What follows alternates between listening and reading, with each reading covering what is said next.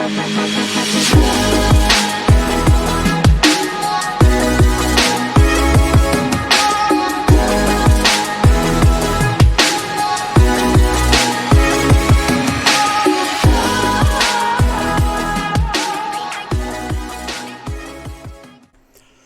and welcome to Stavros on Cryptos. It's been maybe 3-4 weeks, maybe 5, who knows, since the last video, and we are here again. We're gonna have the typical analysis on BTC USD, see how things have evolved since the last time we did the analysis on BTC and QNT, if not mistaken, and also the Quariner cycle team has voted, or the community has voted for XRP. So we're also going to have a look at XRP. It's interesting to see where we are there as well. We haven't looked at it for a while. As a reminder, none of this is investment advice. It's purely educational, with a focus, of course, on Elliott waves, pattern analysis, and Fibonacci's. So without further ado, let's go, because this time I will try and I will probably make it, and I will be quick. Starting off with BTC, if you know my long-term count, the Supercycle 3, and we're expecting for Supercycle 4. Where that is going to take place, it will depend on the depth of the correction. If we make a quick assumption here that this is wave A and B, and we're going to get a wave C up there around the 62 at 40k or so, then we can also make the assumption that this is going to be the A and the B, with a C to the 100%, which is around 9k. Now that is based on the guidelines, right? Now, if you remember last time, we talked about that being also wave A ending up here, and we'll be looking for wave B now instead. And then of course we'll be looking for wave C. So this is the other case that I have been split between. Now, since last time, and actually, to be honest with you, maybe a few days ago, I leaned towards this scenario where this is wave 1 and we're going to get wave 2. And soon enough, we're going to start moving up for a leg, well, towards the 40k. Because of some sort of intricacies that I am not really liking too much, to be honest. This is based, we're not talking about structural probabilities here as much as we are talking about the right look. The right look, it's not like there is a 90% correction or a 61% correction or something like this. It just doesn't look right, and that's why it cannot be with high probability one structure versus another. So due to that inefficiencies in market structure, and short term more specifically, I am leaning towards this scenario, because, for example, I cannot really go and say, oh, here's a diagonal here, because it looks like one. If you respect the rules, you'll see that there is no diagonal here. That's one thing to remember. The other thing to remember is that there is, for example, a massive fifth wave on the way going up, if we want to take this as a 5-wave move to the upside. And mainly, my leaning towards this scenario is because of that move to the upside that goes up in supposedly 5 waves. So we're going to see that in a minute. Of course, apart from that, there are alternatives. One of them is a WX and Y instead. If this is A or this is A, that might be an ABC as well, right? Which means we ended up here and we're going to move lower down for X, then we'll get Y. Another one is for A and a ABC up here. We're going to go lower down, but I have hard time calling this like an impulse to the downside or any sort of motive wave. The only case that is quite valid is 1, 2, 1, 2. Okay. A double zigzag, which means WX, I'm going to get Y. And then you also have the double zigzag like alternate, which is, you know, the low is in already, and this is either 1 or 2, or this is either 1 and we're going to get 2 and then we'll continue higher. This is the most bullish count, as you can see. Now, I was leaning towards, and last time I was preparing for this video, I put this as first, but actually this is the one I am leaning towards a little bit more, as I said to you before, and I will explain now why. So we have had the A and the B, and then wave 1 up here, an ABC correction in W, a WX and YX, and then 1, 2, 3. It looks like we're in wave 4 currently. We're going to get wave 5 for A, then B, and then C. Now, in the very short term, over here, for example, there is two cases. One is that this is 1, 2, 3, 4, and 5 for A, then we get B, and then we get C, and around 24K or so, we'll start moving up again, which is quite bullish as well for the medium term. The other scenario is this is 1 and 2, this is 3, and we're going to get 4 and 5, or maybe already 5 finished out here. But based on the comparison of the structure between the two corrections, it doesn't look like wave 4 is done yet. Okay, so 1, 2, 3, 4, 5 for the completion of that leg. Okay, so for the completion, I'm sorry, that would be A and B, and then you would have 1, 2, 3, 4, and 5. Okay, so literally we could be done. A, B, C, I repeat. Why can I assume that this is a done case? Because we have a new low and a 5-wave structure down, not 5, an A, B, and a C. Okay, and why am I going for this particular case? Because if we look at the correction in W, okay, well, you see the difference between the two structures, right?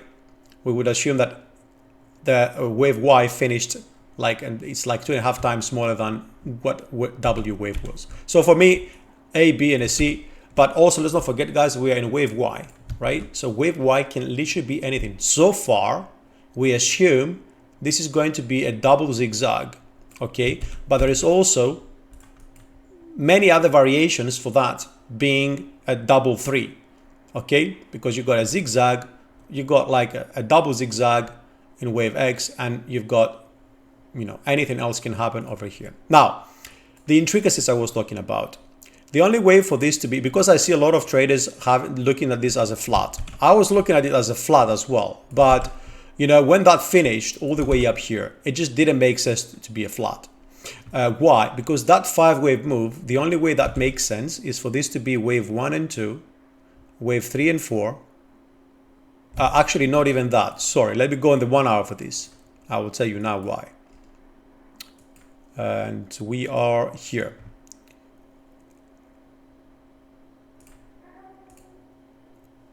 If this is 1, hold on. If this is 1 and 2, that can be not be 3 because it's shorter than the 1. Look. You see that? It's shorter than 1. So the only way we can get wave 1 here is by saying that this is like 1 and 2. Right? And then internally, how you end up in any way is that assuming that this is 1, 2, like 3, 4, and 5. Or hold on, no, 1, 2, 3, 4, and 5. This is the 5th wave. So it would be like 1 and 2 and 3. And we would assume that this is an actual flat in here or something. There is also the case for like an open diagonal here. But I'm not really too sure. You know, it's either all of it like an open-ended diagonal or just up to here. You got a leading diagonal and then this is 2. The 3, it's like smaller than 1 anyway, so you cannot get it. So we'll have to say 3, 4, and 5. So these are the intricacies that we're talking about. That's why I'm not too friendly on the other case, which we're going to see now, because it assumes that this is a flat.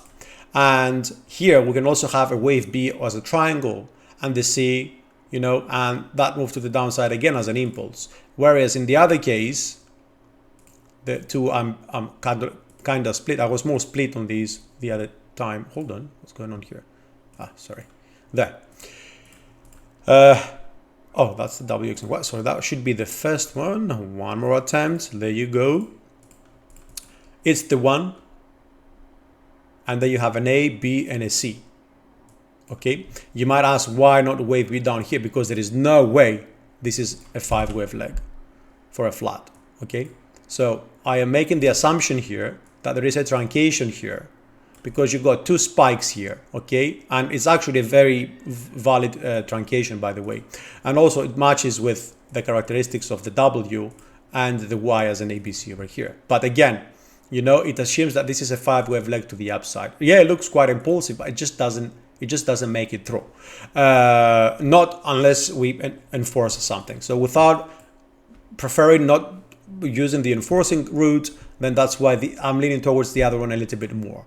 Now this one, A, B, and C is a running flat, which means we're going to go down like big time. And we're expecting for wave 3, then 4 and 5. But I've seen some people, even in my group, sending some pictures of that to be an actual like diagonal. There is no diagonal here, guys. Okay, look at this. One ruins the other. Diagonal, that is more than 100%. So you can only have an open diagonal. Do you see an open diagonal here? Look, this is the length of the second. The length of the fourth is not bigger. Okay, if we assume that's the fourth, or even this, you know, so it has to be bigger, right? So we can only get an open leading diagonal, and again, we cannot get it because we have already done all the all the troughs. You know what I mean? So either way, though, you know, the expectation is for 1, 2, 3, maybe 3 finished here.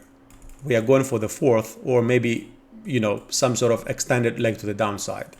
So yeah, this is pretty much the short term. Now, on a different note, let's not forget, because maybe some of you will just like wonder, we assume wave X is done here. We've done a 50% correction in W. Typically, we're going to see a little bit more in W, X, and Y because they're supposed to be sideways corrections. Maybe this is going to be an A for W, X, and Y. You're going to get a B, and then 1, 2, 3, 4, and 5 a C. You know what I mean? So our wave X would be here. And I would actually really prefer that count to what we have even now, because it shorts out that as a W, X, and Y. Because an A, B, and a C, you know, the A can be a double zigzag. So it would be actually a very nice path for us to continue moving forward. So now on XRP, on the daily, this is, well, I don't want to go all the way back, just assume this is cycle wave 1. Okay, we've got the 1 and the 2 and the 3 and the 4 and the 5 finished. I'm waiting for cycle wave 2 to end. Okay, so you got the W, you got the X as a triangle, you got the Y. Supposedly we're going to get the X, and then that has to like go down yesterday, right? And do the wave Z. And anything below the 28 or so, 80 is supposed to be considered as a spot long-term opportunity, or whatever you want it to be.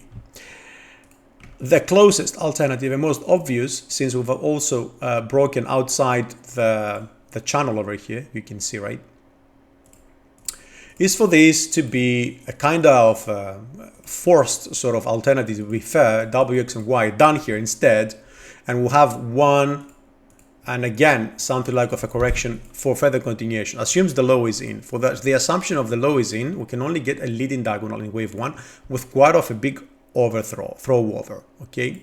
And then you have that like moving down as somewhat of an ABC, and then you got another ABC up here because it does really look like an ABC. And then if that's the case, then what else would you expect? 1, 2, 3, 4, and 5. Supposedly this is going to be a flat, okay, and probably even a regular flat. To be fair, I don't see that going above 105 as much. However, maybe we're going to get wave B here. And this is the one case that I see changing the perspective a little bit, okay?